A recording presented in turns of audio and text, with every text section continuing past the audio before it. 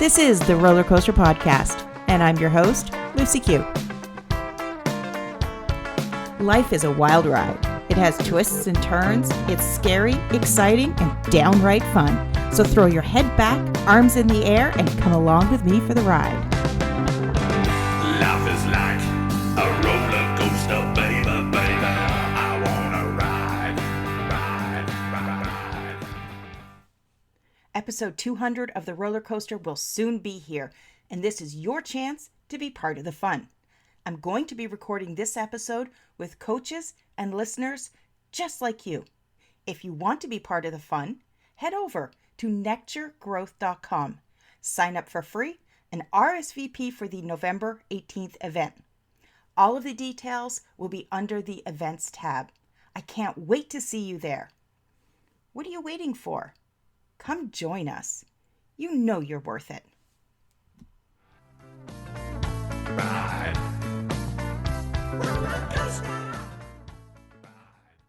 When our boys were little, they both loved superheroes. Liam was all things Spiderman, and Ethan loved Buzz Lightyear. And as kids do, they embodied the persona of those characters. And we have plenty of photos of Liam on top of something posing as Spider-Man, and they both love to dress up. So on more than one occasion, I was going to the grocery store with them both dressed in their Halloween costumes, regardless of the date on the calendar. They truly believed that they had superpowers. And why shouldn't they? Don't we all have our unique superpowers? Joining me today is Claudia Monacelli to chat about how we can embrace our inner superhero. Hi, Claudia. Hi, Lucy. Thanks for inviting me. I'm so happy to be here with you. Thank you for joining me. This is an interesting topic. I've seen it come up before about embracing your inner superhero and how just posing in different ways can change how you feel. As you were introducing the topic, I was thinking, she has two boys. I do too. But it's different for a woman with superpowers. And I'll tell you why, because they, as children, girls didn't have the imagination of the adventure. You know, they most women, even in dynamic societies like Denmark, like the United States, they have more of a limited imagination in terms of what they could possibly do into the future, in the future. And so when you were talking about that, I'm thinking, okay, I'm ready. Now, what's interesting is that it's true that our inner hero, we all have one. And that brings up a really important idea of an archetype. The hero generally is male. All right. You would say heroine, but who says heroine? It's a hero, our inner hero, and we all are heroes, right? But the woman has a different agenda on her map, in her life. She has to deal with demons and the bad guys are different for a woman. And so when I talk about superpowers, and I'm going to couch it this way, because when we start talking about heroes, they're archetypes, right? So if I say to you, let's take the tarot deck, there's the fool, there's the queen, there's the empress, a king. We know what they are. If I said, Lucy, you are a princess today, you know that you look pretty hot. You look pretty good, right? But if I said, she's a witch today, that's a little ambiguous, but you know that there's some kind of sly nature and some kind of interesting intelligence there, right? And they're let's say universal. They're universal. How the superpower comes into it is that let's take the notion of a queen, right? A queen we'll look at the bee colony, the bees prep their queen, they nurture her, they nourish her. And so she learns how to be a queen. And then when she is the queen bee, she takes care of her own. Queens do the same in real life. Now, and typically in the modern society, a queen as an archetype is also linked to the executive. It's a woman, a high-powered woman in business, let's say. She could be called a queen because she's a manager. She knows how to make people do what she wants. And that's her superpower. But the real superpowers are linked to the social graces that all of these archetypes have, the hero and the king and all of that. When they have to do that social dance, that's where your superpower comes. Now, when I work with women, this whole notion of superpowers has come up in a book that I'm ready to get out on the market. It's called The Magic of Pleasure Seeking. The guide is pleasure, going toward pleasure. Live like you have superpowers, and we all do. Let's take the queen again. The queen has this business, and she has everybody under her thumb is a negative way of saying it, but she's managing everyone. In comes a person, a woman or a man that is very independent, and it's difficult for her to try to get him or her to work with her and work for her. So there is the power, the superpower of visibility and invisibility. Okay. Because if we have visibility, we can see through things. We can see far, we can see long, but there are times when we need to step back and out of the limelight and let the stage develop on its own. That's a power all of its own, a superpower, because it's linked to the social dimension of power, really real power. And if I can say it in another way as well, you probably have heard, Lucy, you've heard game theory. There are a lot of theorists that talk about game theory. In the essence, it's really, you play a game, right? But the idea to keep playing the game, you can't win, because if you win, if one of the parties wins, the game is over. So the idea is to keep playing the game, especially in relationships. It's important to get the game going and to keep the game going. And here, I don't want to overpower my companion or opponent or business partner, but I want them to be able to get to the strategy and find the strategy. In the maze, they have to find the sweet or whatever. But it's a way of letting other people come into their own powers. And that's the true nature of a queen. The queen is someone who manages, but has them understand what they can do themselves. And so there are a lot of powers that visibility and invisibility is one. It's a really, really strong one. I'm trying to think linked to Marvel characters that we've recently heard of. This has to do with perception, right? Visibility and invisibility. Because if you think of it, not only is it visible and invisible, but it's the way you can use your perspective to understand other people. There's that social dance again. So if I'm looking at you and I say, well, I'm looking at you and you're on top of me, right? We're in a video, we're looking at each other behind Zoom. And so you have, you're one up over me. So you are towering over me, right? But all we have to do is just, slide each other one next to each other. And the perspective is quite different, isn't it? And well, I was going to say, because I don't have that set up that way. Right. I have you right in front of me and I'm off to the side. So that makes a difference in itself. Well, even if you wear high heels, for example, a heel is a different perspective. You have a different height. There was a TV series called Suits in the United States, right? And you have do you remember the lawyer, I can't remember her real name, a tall, black, elegant, cougar-like woman. I can't remember the actress. the actress's name, but in any case, she leaves at the end of the 7th or 8th, the last season. She leaves the firm. She leaves the legal firm, the lawyer in New York, because there was something to settle, right? So she decides, okay, I'm going to Chicago, and she gets out of the picture. And then another TV series came and had centered on her.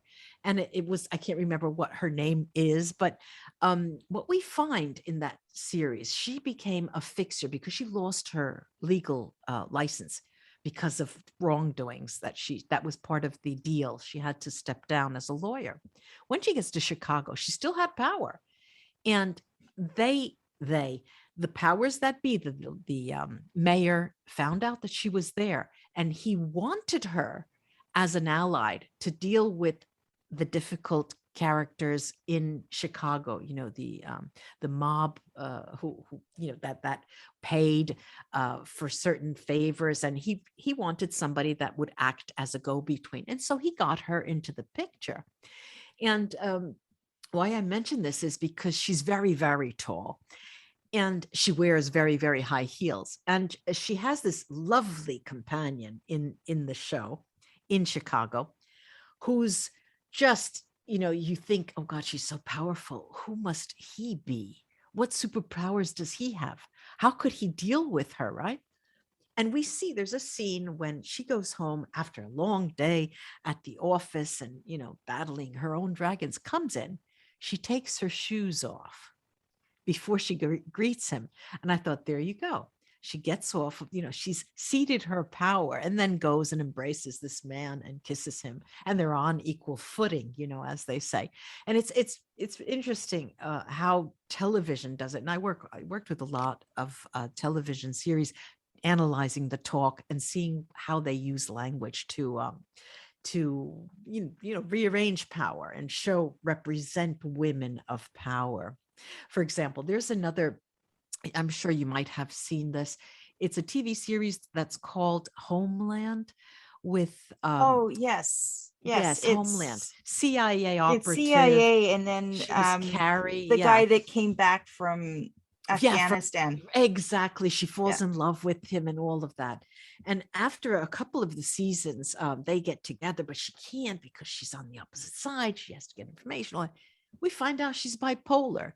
And I think, the first thing I thought, okay, apart from the fact that how many male bipolar main characters are there out there, right? Yeah. No kidding. And so when she becomes too powerful, her bipolarity comes out. And it has nothing to do with language. It's actually the context of it. They give her an illness, and it's incredible. And so they've, in the end, she gets out of being an operative. They don't put her out into the field because of her illness, or else she would lose her child. She had a child after, the redheaded, the guy who comes back from Afghanistan. And so you have these odd representations of women. And so I'm saying this because I'm going back to your two children and their superpowers, and how it's much more different for women to actually embrace a superpower. The latest movies that have been come out, the Wonder Woman and I've lost count of how many Wonder Womans there are, women there are. It's about as many Spider-Men as there are. And the latest, I mean, it's fabulous because they jump that really high, and it's fantastic. And it's sort of a little less believable to a girl than a kid. As a young boy can really get his teeth into, he can climb those walls, he could stick with his hands on the walls. But the girls have, a different, they don't embrace that. It's too far removed from them. Typically, I may be wrong, but I don't know. I don't think so. So when are you going to have a girl? I'm not. 2 and done. Thank you. My kids are adults. They're at 19 and 22. Well, so are mine. Yeah. So no, I'm done. But I'm curious now because I got a few things going through my head. And growing up as superheroes, sure, I had Wonder Woman. It was the TV show Linda Reed's. Right, exactly.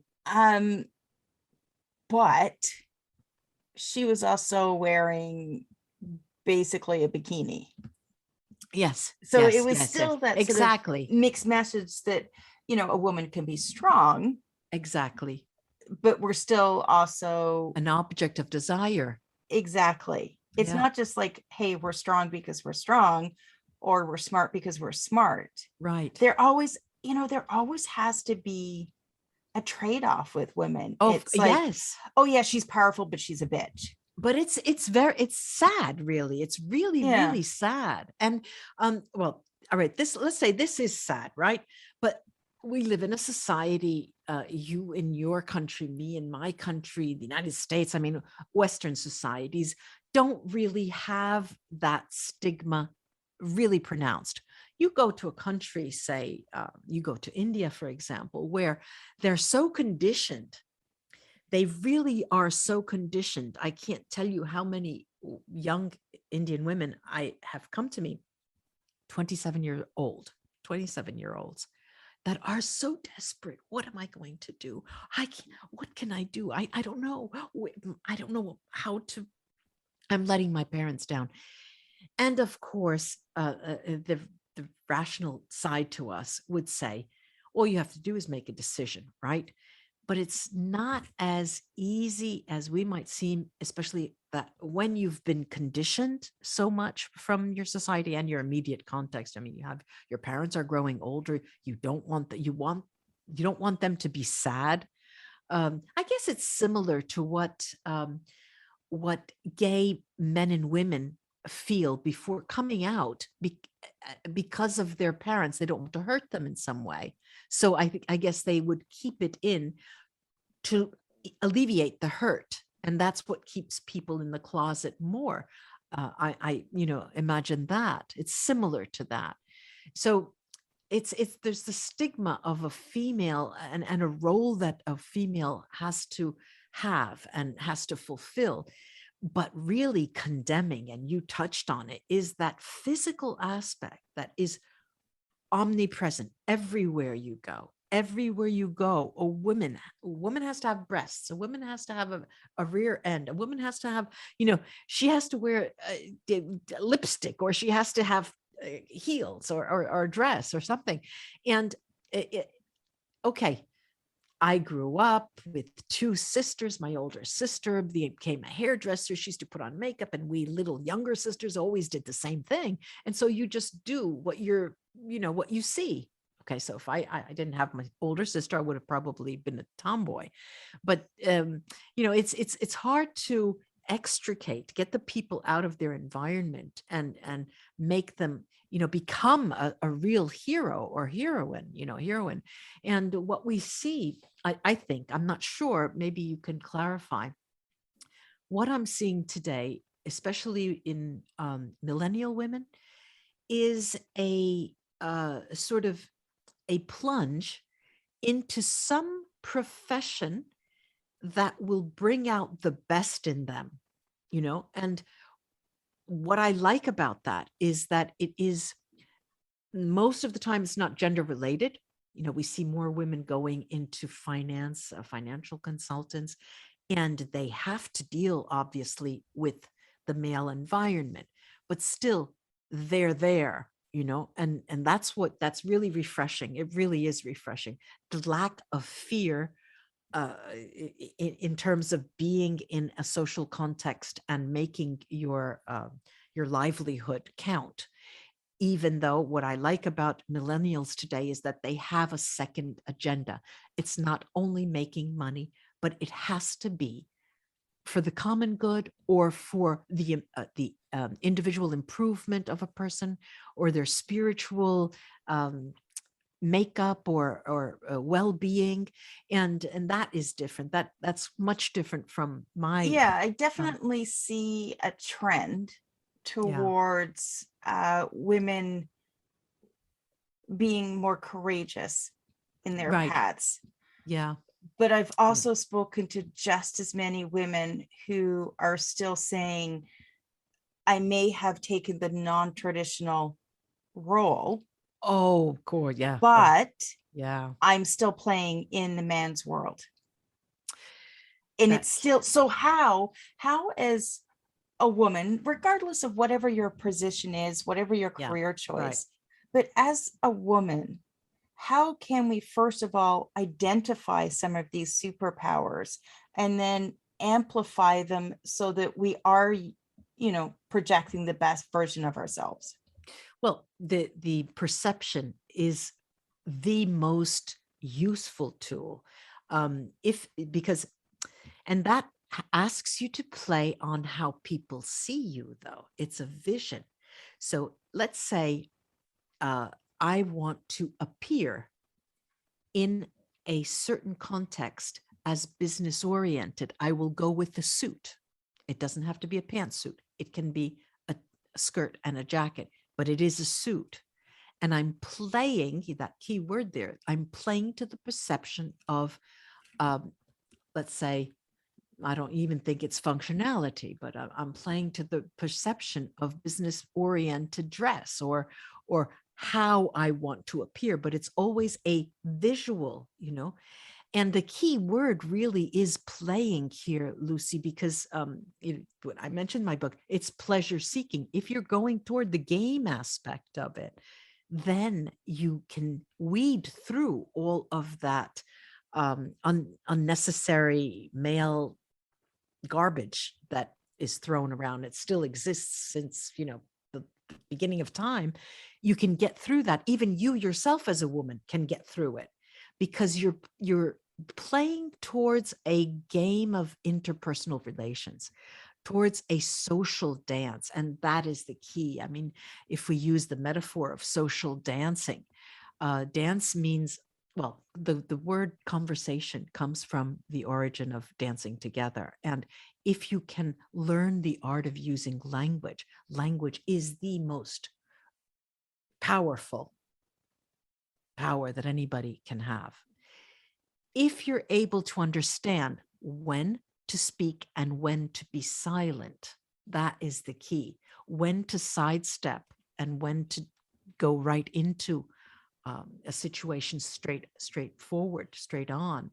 And if you can, grapple on to these archetypes, like the hero within that becomes a hero for a certain for a certain purpose. Heroes are not really better defined, but if you want to bewitch someone, then, well, the femme fatale. All right, the femme fatale is a woman who uses her sensual abilities, her sensual skills, her sensual power to get what she wants.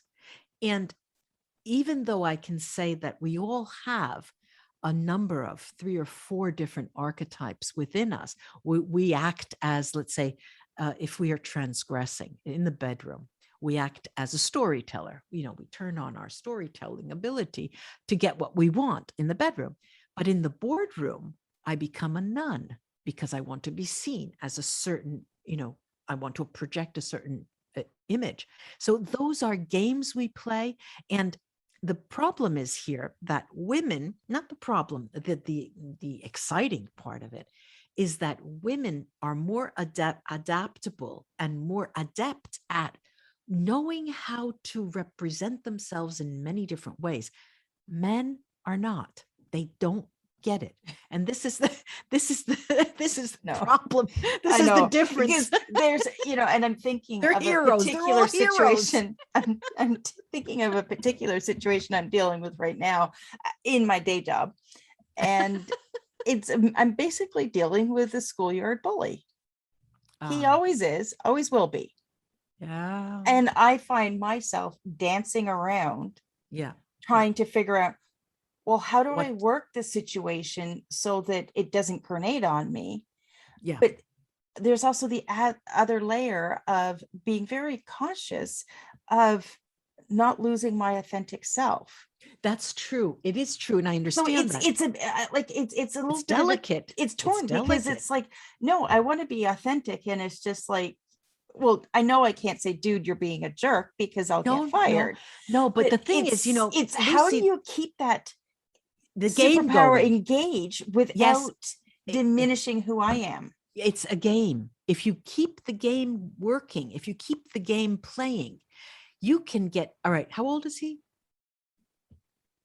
He's gonna 10, be, he's maybe 12, 15? how old How- is he? He's Yeah. about 5 to 8 years older than me. Oh, okay. The kid, the bully? Oh no, he's acting like a bully. No, Oh. somebody I work with. Oh. If he was 10 or 15, Claudia, he'd have a damn good reason. It made me laugh. It made me It's laugh. like, no, and I've seen this with men. Give me in an the example workplace. of bullying so I better understand. Because I just, when you Well, say instead a of doing bully, what he says yeah. he's going to do, yeah, he keeps saying he's going to do it. right. And then when I say, is it done? Or, where do we stand on this? I need to move forward. Well, Take then him I'm to the lunch. problem. You take them to lunch. You And go it's like, out and eat well, together. It's like, dude, seriously, Yeah, if yeah. like, don't say you're going to get something done by a certain time if you Yeah. have absolutely no intention of that. Yeah, Just- it's still, I find that working through the game lens really, really helps. And well, of course, I live in a country where the social lens is quite different. So when we have really big, important problems, we go and eat. That's which is very civil, I find. Yeah. And in this case, it might even help, because you have knowledge about this person that he doesn't even think that you have. For example, you know his status, his intelligence, his education, his family life, things that that could be reasons why he does these things, and not that you by any stretch of the imagination do you have to be a psychotherapist, but it is an interesting case. I mean, me from the outside, I'm amusing. It's amusing me. It's great. I mean, I can't wait to bring him to me. Give him my number. I will. No, because it's interesting. And the bullying, really, can you imagine how horrible a life the person must have? And that's the thing that I always, it's something I'm being mindful of lately is, your first reaction is emotion. As women, it's emotional. Mm-hmm. You get pissed off, you get angry, you feel hurt, Yeah, you feel. Yeah. So I'm trying to be very mindful of stepping back and realizing that this person is just another beautiful soul having their own human journey. Oh, he's a bully. Come on, let's call a spade a spade. But I do. It's like, okay, well, what are you dealing with in your life? Yeah.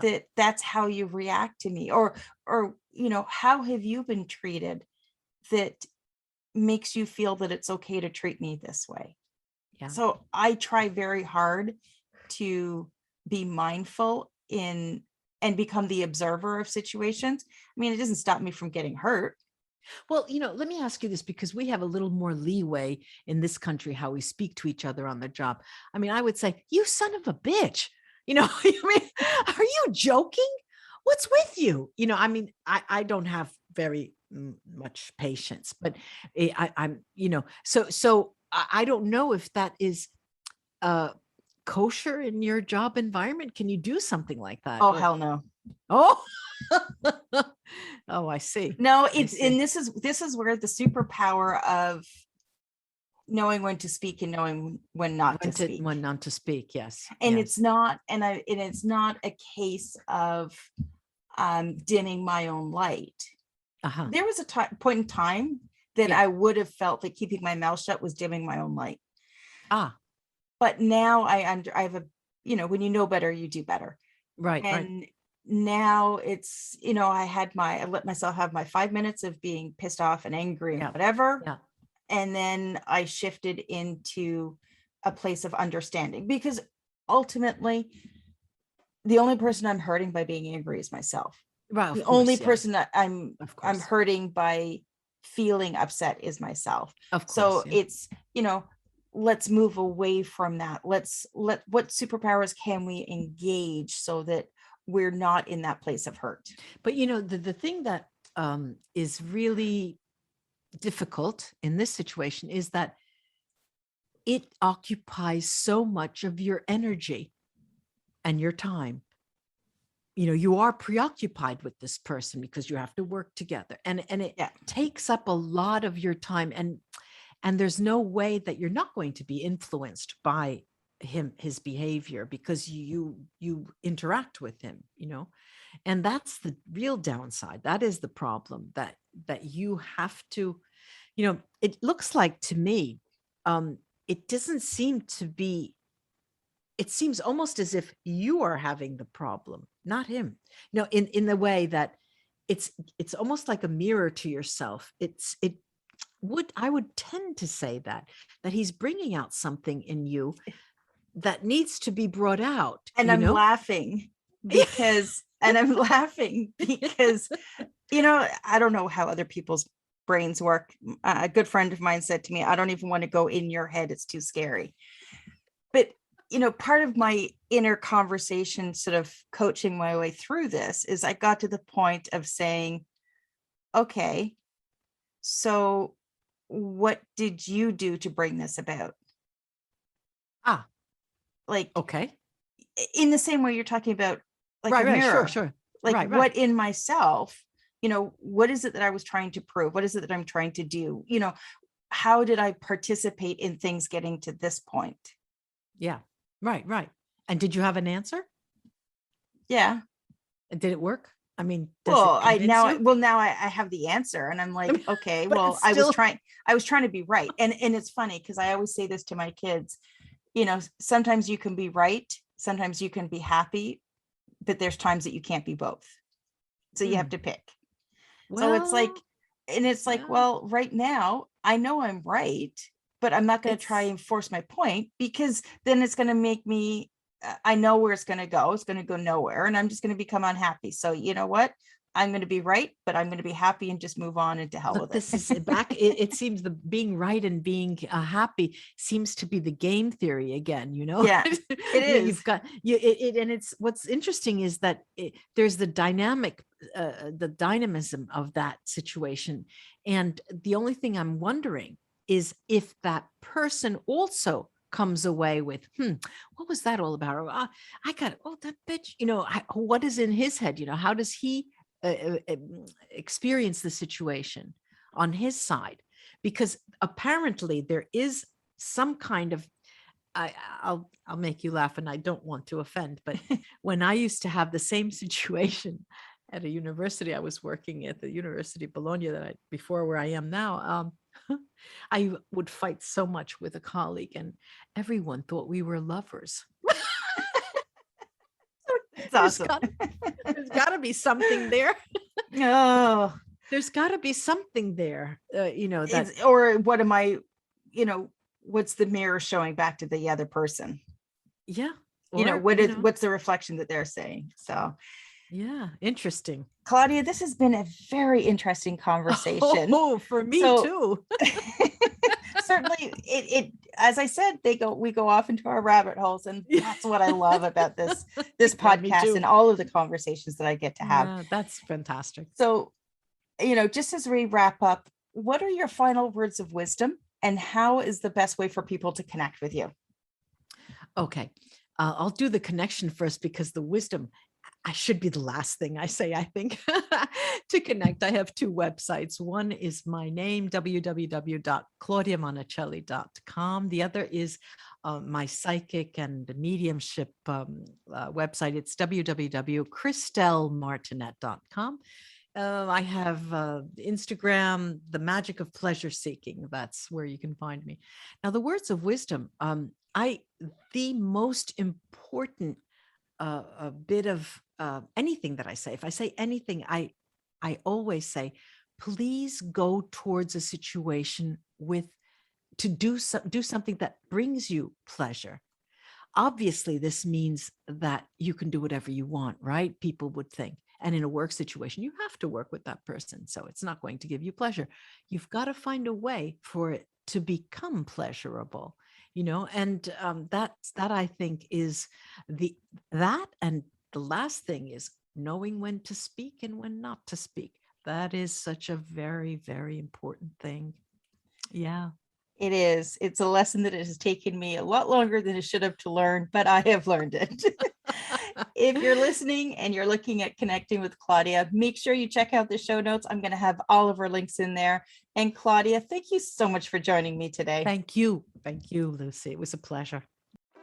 Thanks for listening to this episode of the Roller Coaster Podcast. Want to chat or share your ideas about today's show? Pop me an email at hello@therollercoasterpodcast.com. Don't forget to connect with me on Facebook and Instagram at The Roller Coaster Podcast. Our theme song, Roller Coaster, was performed by The Lucky Setback. Audio editing by the one and only Jeff Quigley of Quigley Creator. Life is like a roller coaster, baby.